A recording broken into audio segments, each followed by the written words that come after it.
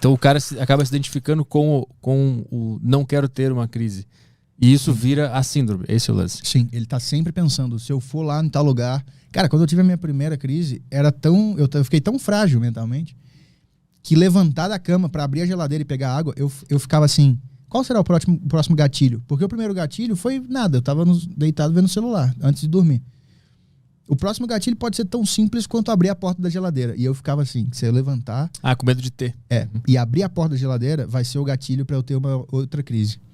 E o poder da sua mente de acreditar no que ela mesma pensa é gigante. A mente tem um poder ferrado. Ela cria o gatilho, de tanto que tu pensou naquilo. De tanto que você acreditou.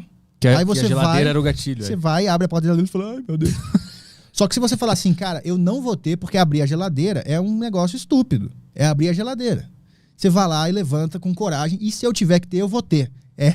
Esse foi o meu approach, pelo menos, de porrada. Sei lá, quanto tempo demorou pra tu chegar nesse approach? Foi por causa do livro do cara?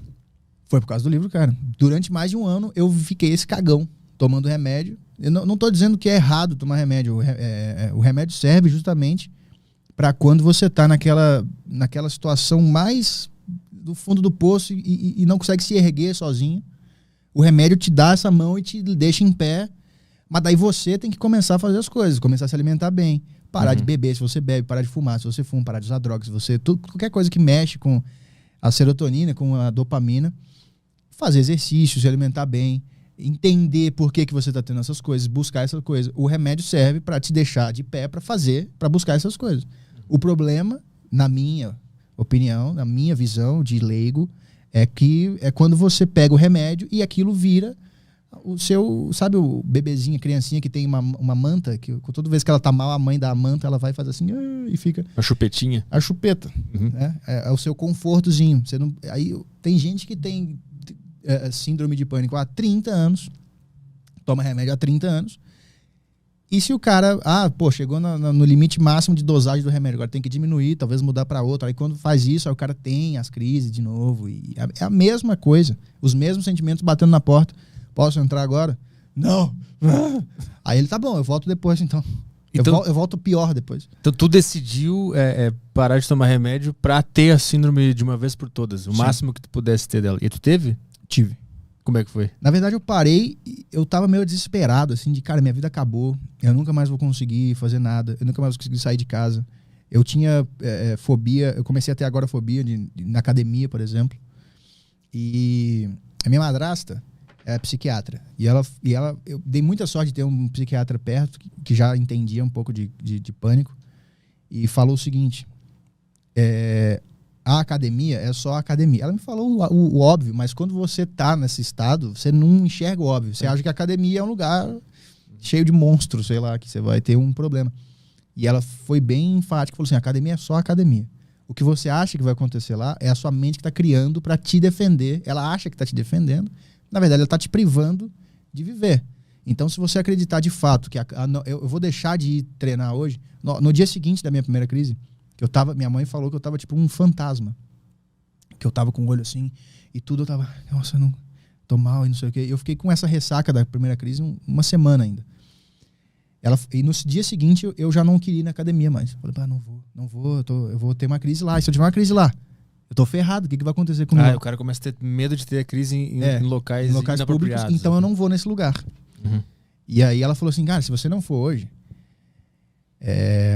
você vai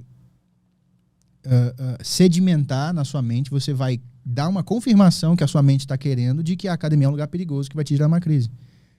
Vai lá e malha.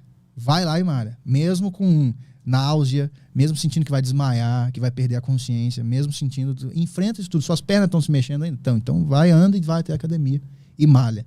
E se tiver a crise tenha. O máximo que vai acontecer é você ficar respirando rápido perto das pessoas. Você não vai ficar louco. Crise de pânico não deixa ninguém louco, que faz coisa de perder a sanidade, fazer tipo uma psicose. Sim. A pessoa que tem ansiedade, tem pânico, ela tem medo. Será que eu tô ficando esquizofrênico? Será que eu tô ficando não sei o quê? Será que tem muito disso durante uma crise de pânico? Ou de infarto também, né? Será que eu tô infartando porque o coração bate muito? Chega no hospital, o cara faz um monte de eletrocardiograma, não tem nada. Eu quase fui uma vez pro hospital, porque eu tive uma mini síndrome do pânico que começou a doer o coração e começou a doer o braço também, assim. E aí eu comecei a respirar rápido, eu comecei a pensar em pessoas que tinham morrido já de ataque cardíaco, e aí o cara ficava na minha mente o tempo inteiro, e aí eu ficava cada vez pior. Eu pensei em ir no hospital, mas eu dormi no sofá e ficou tudo bem. Eu tive uma mini. Entendi. Uma mini. Você deixou morrer.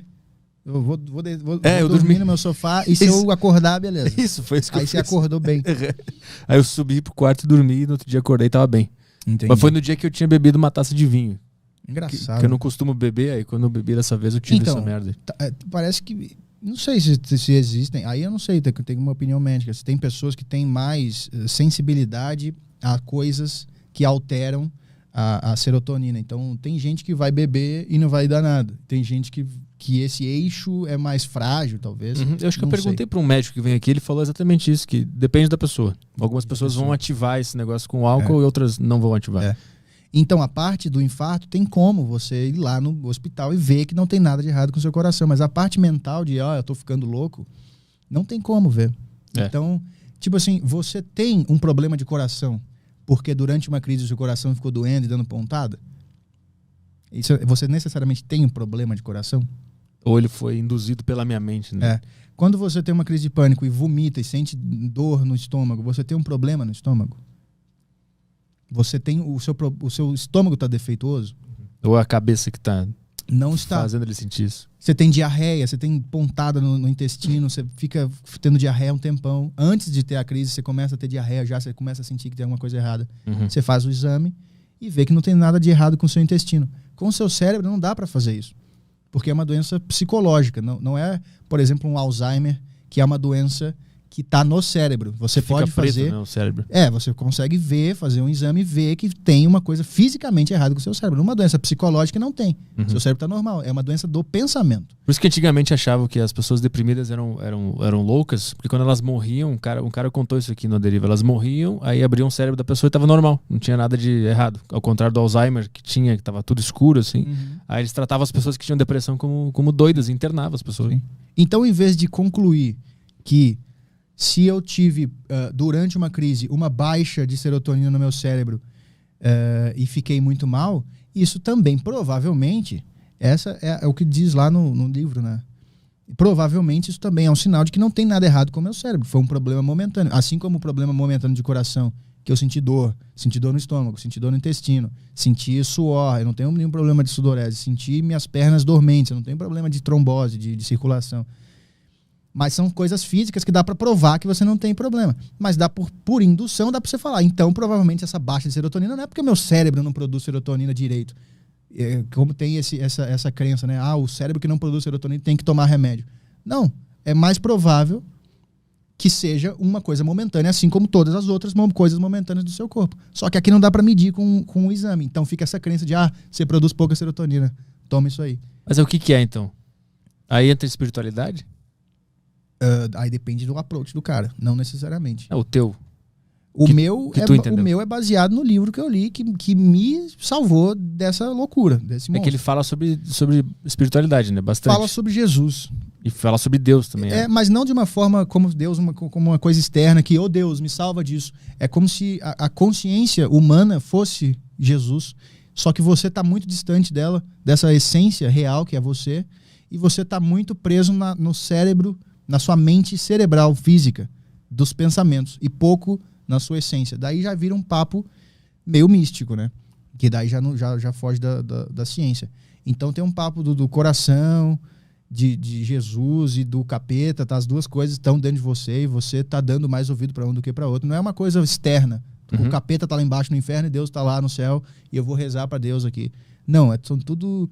Pelo que eu entendi, né? São todos estados internos de frequência, de você se conectar com essa essência maior e mais sábia, infinitamente sábia, e menos com essa coisa do momentâneo, do instantâneo, do celular, e de ficar vendo a vida dos outros, e quanto eu tenho de dinheiro, e quanto eu tô ganhando por mês, e quanto não sei o que, e desconectar mais com você de verdade, e menos com essa estrutura mental de pensamentos, que se ficar muito grande pode te ferrar, porque ela começa a produzir pensamentos independentes de você. Mas se a gente não é esse pensamento, o que a gente é nessa estrutura? Pois é, eu tô nessa busca. A gente é a nossa essência, o nosso coração, não o músculo, o coração, né? A nossa foda, né? É foda. É difícil. É difícil. É difícil. Tem umas ele fala um tipo de meditação para fazer assim, que quando você tá querendo se conectar com isso. Que é basicamente deitar num lugar tranquilo, fechar os olhos e começar a tentar tirar o foco dos seus pensamentos e botar o foco no seu coração, no seu peito. Uhum. Sabe aquelas meditações guiadas? Agora, sinta o seu dedão do pé esquerdo. Sinta a sua mão direita agora.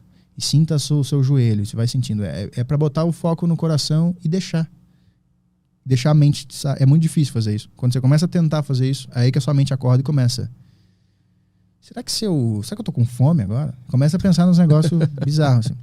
Por que a gente tende a se identificar com a mente?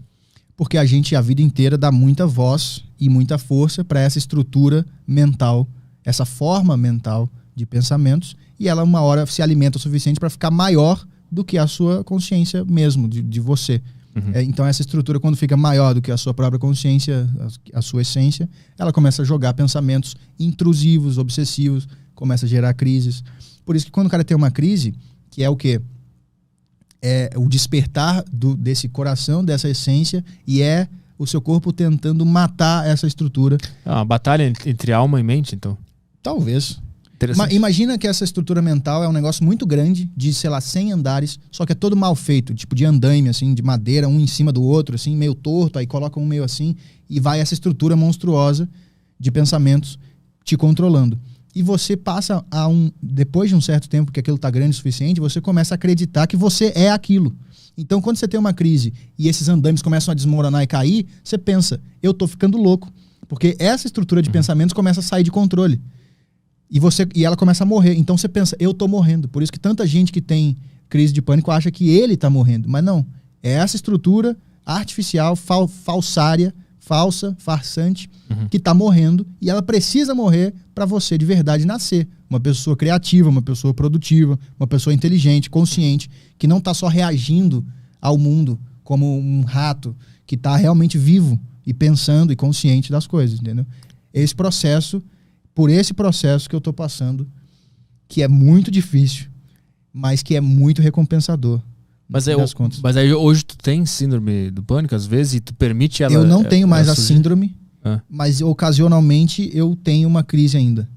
Aí tu deixa ela vir? Eu deixo ela vir. Eu sinto ela. Se você evitar de sentir e quiser que ela vá embora, é mais uma tentativa de controle e é mais uma alimentação que você está dando para fortalecer essa estrutura mental de pensamento de tentar controlar tudo. Uhum. Quem tenta controlar tudo ao seu redor geralmente está sempre estressado, sempre triste, sempre frustrado, porque as coisas não acontecem sempre como você planeja.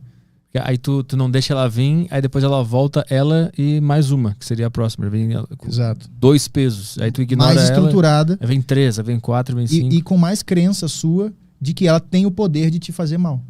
Quando, na verdade, essa essência que eu tô dizendo, mais profunda, que aí não precisa nem entrar numa coisa mística, pode ser um negócio mais do inconsciente, de uma sabedoria do corpo, uma consciência superior, mais profunda. Na real, essa profunda, ela é inviolável. E você sabendo disso, é a sua maior arma contra isso. A crise de pânico é só uma coisa mental, da mente contra a própria mente, superficial contra uma mente superficial. Uhum. É como se fosse um monstro de desenho animado. Sabe quando o Jerry, do Tom e Jerry, ele fica assim na luz e na parede tem uma sombra que ele parece gigante, ele dá um medo no Tom, e o Tom fala, putz... E aí um pintinho. O pânico é um grande monstro gigantesco e horroroso feito de sombra. Só que é tipo o mito da caverna. Você tá olhando a sombra aqui na parede e tá assim, puta, isso aí. E tá com medo, e tá acreditando no que aquilo ali é uma coisa real. Quando na verdade não é. Se você soubesse, você ia falar, tá, isso aqui é uma sombra. É uma coisa que você botar é como se fosse um monstro de fumaça, entendeu?